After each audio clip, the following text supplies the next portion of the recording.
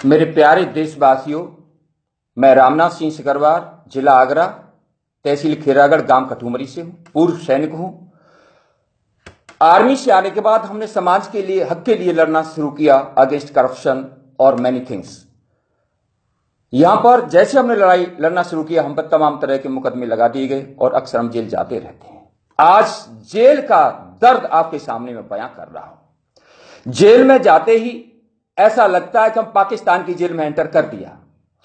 और barrack number 9 में जैसे ही जाते हैं, जिला आगरा में, वहां पर अत्याचार किए जाते हैं।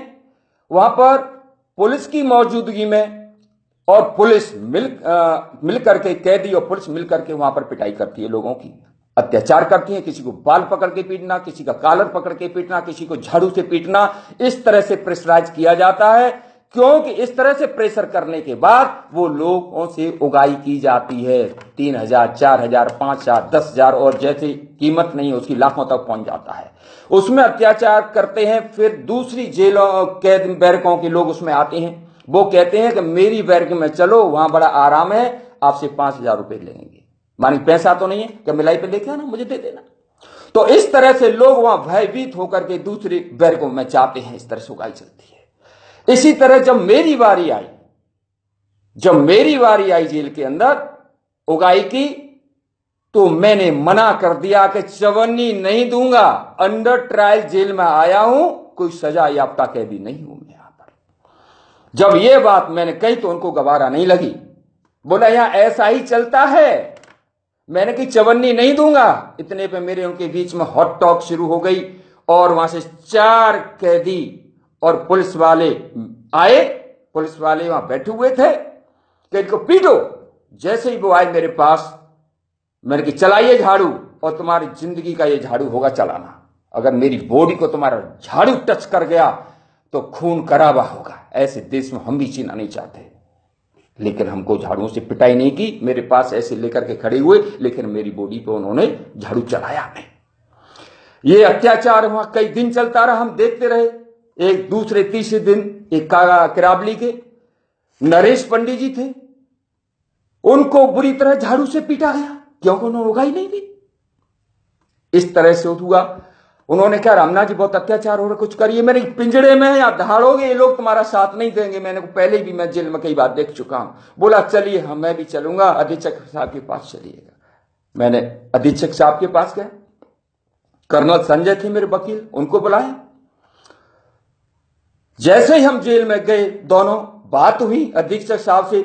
लेकिन जेल अधीक्षक मिश्र जी का जो एटीट्यूड था, ऐसा था कि उनकी हमें दबाया जाए वरना ये पूरी पोल खोल देंगे।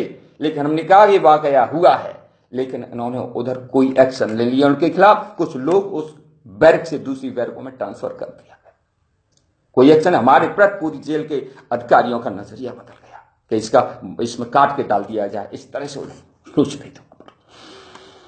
जेल के अंदर जैसे मिलाई करने के लिए लोग आते हैं तो अंदर पैसा लिया जाता है।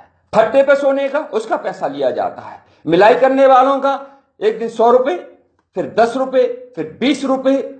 और जैसे मिलाई करके आए तो जैसे ही गेट में अंदर घुसते हैं तो वहां पर इंस्पेक्टर खड़े हो जैसे, और दरोगा लेवल के 2 स्टार वाले खड़े होते हैं। वो उगाई करते हैं 10-10 रुपए। एक तिवारी जी थे 2 स्टार वाले, उन्होंने 10-10 रुपए ले रहे थे। एक स्टार वाला खड़ा था, वो भी 10-10 रुपए ले रहे थे। मेरे ये स्टैंडर्ड के भिखारी जेल में कहां से आ गए मेरे भगवान। अंदर गए, फिर 100 रुपए देने पड़े। बोला 20 रुपए और दीजिए। कुल मिला करके वहां पर वो अत्याचार हो रहा है भारतवासियों कि देखने से अंदर ज्वालामुखी फटते हैं। इस अत्याचार को कब तक बर्दाश्त करेंगे। खाना ऐसा आता है कि आदमी की बात तो छोड़िए, तुम कुत्ते को डाल के देख लेना, कुत्ता नहीं खाएगा, पशु नहीं खाएगा उस खाने को। सब्जी में नमक नहीं, मिर्च नहीं, तेल नहीं, क्योंकि वहां सब्जी कैंटीन में बिकती है, दाल कैंटीन में बिकती है। अगर जेल का खाना अच्छा बन गया तो उनकी सब्जी दाल नहीं बिकेंगी। जलेबी, समोसा, पकौड़ा, बटर वगैरह कुछ भी नहीं बिकेगा वहां पर। उसे बेचने के लिए वो खाना 3rd क्लास, किसी क्लास में नहीं आता, वो ऐसा खाना वहां पर मिलता है। और कब भगवान न करे आप जेल में जाएं और आप जेल जाओगे तो जो लोग सोच रहे हैं ना ये झूठा है, तो आप जेल जाके देख लेना, आपको सारी चीजें मालूम लग जाएंगी। ये जिला जेल आगरा की बात नहीं कर रहा हूं, हिंदुस्तान की सारी जेलों में ऐसा हो रहा है। और जो लोग लाइन में लग के वोट डालने जाते हैं, जिनके अंडरवियर फटे हुए, बनान में 15 शल हो रहे हैं, और उन लोगों की चूतड़ों की कुटाई हो रही है नोट निकालने के लिए और बाहर निकलने के लिए। आप जिंदाबाद करते हैं जिन नेताओं के लिए, अब पहले तो तुम्हें चुल्लू भर पानी में डूब के मरना चाहिए। जिनके लिए तुम जिंदाबाद कर रहे हो वो लोग असली नेता नहीं है, नकली हैं। अगर ये असली होते तो थाने में, जेल में इस तरह से अत्याचार आज देश के अंदर नहीं होता। किसको नहीं पता है कि जेल में क्या हो रहा है, थाने में क्या हो रहा है? आइए मेरे पास, मैं तमाम लोगों की पोल खोल दूं, तुम जात तो बिठाइए, लेकिन तुम लोगों को मेरी भाषा अच्छी इसलिए नहीं लग रही होगी कि तुम लोग झूठे, बेईमान, लुच्चे, लफंगों को ये बात कभी अच्छी नहीं लगती होगी। सच्चा देशभक्त, ईमानदार नेताओं की बात मेरी जरूर अच्छी लगेगी। तुम मंच पे होकर के बढ़िया कपड़े पहन करके गोल मटोल चेहरे वाले हो, तुम लोगों को उल्लू बना रहे हो, हम लोगों को उल्लू बना रहे हो। कब तक उल्लू बनाओगे? और शर्म करो तुम लोग, आंखों में, तुम्हारी आंखों में शर्म का पानी मर गया है। एक दिन तुम भी मरेंगे, हम भी मरेंगे, उगाई करने वाले ही मरेंगे। इस देश को पटरी पे ले आओ, भले आदमी हो, देश को पटरी पे ले आओ। कब तक हम लोगों का खून चूसेंगे आप लोग? इस बात को मैं मानता हूं कि जेल में अगली बार मैं गिरफ्तार होऊंगा तो निश्चित तौर पर मेरे प्रति न जाने किस तरह का नजरिया होगा। क्या करेंगे आप लोग? मेरे बकरे की तरह जेल में कटवा देंगे। एक रामनाथ को तुम जेल में कटवाओगे तो तमाम रामनाथ पैदा होने के लिए तैयार है, लेकिन कुत्ते की जिंदगी जीने से अच्छा है एक दिन इंसान की जिंदगी देश में जी ली जाए। नौजवानों, तुम जिनके झंडा लेके चल रहे हो, एक दिन जेल यात्रा करके आइएगा।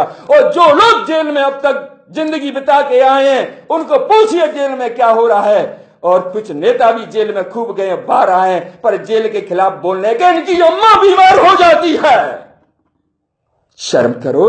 है? कुछ अधिकारी डीएम, एसएसपी इंक्वायरी के लिए जाते हैं, चेकिंग के लिए जाते हैं, केवल ड्रामा करने के लिए जाते हैं जब कुर्सी पे होते हैं आप लोग। और जब किसी रिश्वत के मुकदमे में फंस जाते हैं, जब जेल में जाते हैं, तो वो डीएम एसएसपी की आंखों से आंसू नहीं निकलते, उनके घुटनों से आंसू निकलते हैं।